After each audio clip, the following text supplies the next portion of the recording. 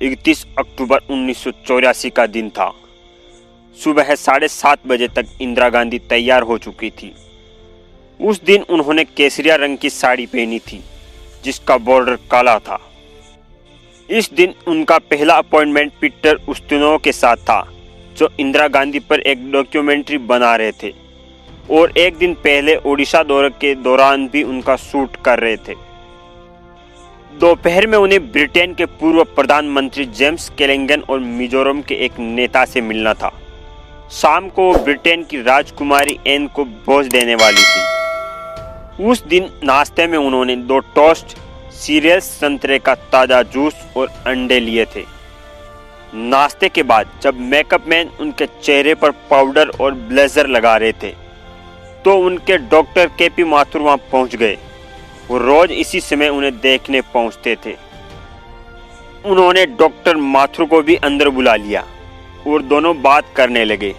उन्होंने अमेरिकी राष्ट्रपति रोनाल्ड रीगन के जरूरत से ज़्यादा मेकअप करने और उनके 80 साल की उम्र में भी काले बाल होने के बारे में मजाक भी किया था। 9:10 पर जब इंदिरा गांधी बाहर आई तो खुशनुमा धूप खिली हुई थी। उन्हें धूप से बचाने के लिए सिपाही नारायण सिंह काला छाता लिए हुए उनके बगल में चल रहे थे। उनसे कुछ कदम पीछे थे R.K. धवन, उनके पीछे थे इंदिरा गांधी के निजी सेवक नाथूराम, सबसे पीछे थे उनके निजी सुरक्षा अधिकारी सब इंस्पेक्टर रामेश्वर दयाल। इस बीच एक कर्मचारी एक टी शर्ट लेकर सामने से गुजरा जिसमें उस्तुनोव की चाय सर्वे की जानी थी। इंदिरा ने उसे बुलाकर कहा कि उस्तुनोव के लिए दूसरा टी शर्ट निकाला जाए। जब इंदिरा गांधी एक अकबर रोड को जोड़ने वाले विकेट गेट पर पहुंची तो वो धवन से बात कर रही थी।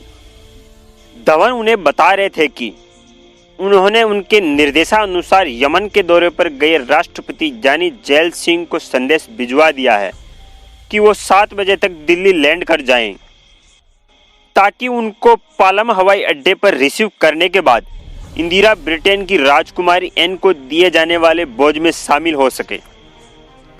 अचानक वहां तैनात सुरक्षाकर्मी बेहन सिंह ने अपनी रिवॉल्वर निकालकर इंदिरा गांधी पर फायर किया। गोली उनके पेट में लगी। इंदिरा ने चेहरा बचाने के लिए अपना दाहिना हाथ उठाया, लेकिन तभी बेहन ने बिल्कुल पॉइंट ब्लैंक रेंज से 2 और फायर किए। ये गोलियां उनकी बगल, सीने और कमर में घुस गई। वहां से 5 फीट की दूरी पर सतवंत सिंह अपनी टॉमसन ऑटोमेटिक कार्बाइन के साथ खड़ा था। इंदिरा गांधी को गिरते हुए देख वो इतनी दहशत में आ गया कि अपनी जगह से हिला तक नहीं।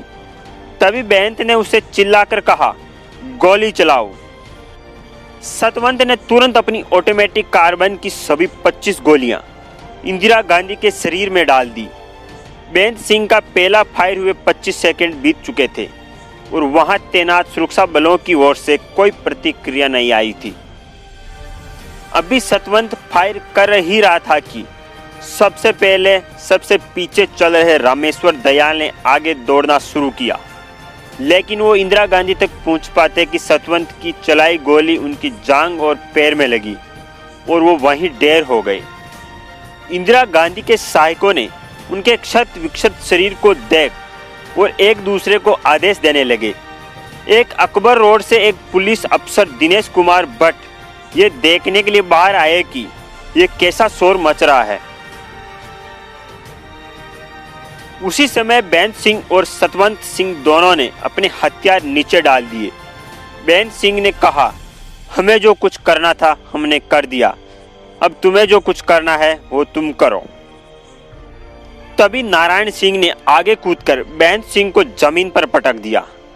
पास के गार्ड रूम से आईटीबीपी के जवान दौड़ते हुए आए और उन्होंने सतवंत सिंह को अपनी घेरे में ले लिया। हालांकि वहां हर समय एक एम्बुलेंस खड़ी रहती थी, लेकिन उस दिन उसका ड्राइवर वहां से नदारद था। इतने में इंदिरा के राजनीतिक सलाहकार माखनलाल फतेदार ने चिल्लाकर कार निकालने के लिए कहा। इंदिरा गांधी को जमीन से R.K. धवन और सुरक्षाकर्मी दिनेश भट्ट ने उठाकर सफेद एम्बेसडर कार की पिछली सीट पर रखा। कार 9:32 पर एम्स पहुंची। वहां इंदिरा के रक्त ग्रुप ORH नेगेटिव का पर्याप्त स्टॉक था। इमरजेंसी वार्ड का गेट खोलने और इंदिरा को कार से उतारने में 3 मिनट लग गए। वहां पर एक स्ट्रेच तक मौजूद नहीं था। किसी तरह एक पहिए वाली स्ट्रेच का इंतजाम किया गया। जब उनको कार से उतारा गया तो इंदिरा को इस हालत में देखकर वहां तैनात डॉक्टर घबरा गए। अपने अंगरक्षकों द्वारा गोली मारे जाने के लगभग 4 घंटे बाद 2:23 पर इंदिरा गांधी को मृत घोषित किया गया, लेकिन सरकारी प्रचार माध्यमों ने इसकी घोषणा शाम 6 बजे तक नहीं की। 31 अक्टूबर के दिन सतवंत सिंह ने बहाना किया कि उनका पेट खराब है, इसलिए उसे शौचालय के नज़दीक तैनात किया जाए। इस तरह बेहंत और सतवंत एक साथ तैनात हुए और उन्होंने इंदिरा गांधी से ऑपरेशन ब्लू स्टार का बदला ले लिया। जय हिंद।